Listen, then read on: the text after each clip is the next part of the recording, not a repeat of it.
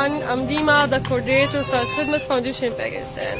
As you see behind me, this is rubbish next to these tents that there is people here in Gaza City living next to it. We are here in the middle area in Deir al-Balah, and this camp have more than 600 families live inside these simple tents. Actually, it's raining now and the winter is coming, and the situation for the people is so bad. Like literally, can you see like people like this, kids who living all of this in this miserable situation? I can't believe like the world let all of this happen.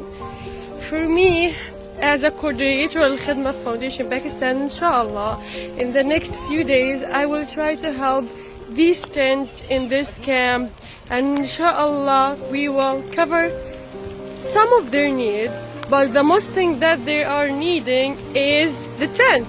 They need a lot of tents, materials that cover them from this winter. Inshallah, we will try to help them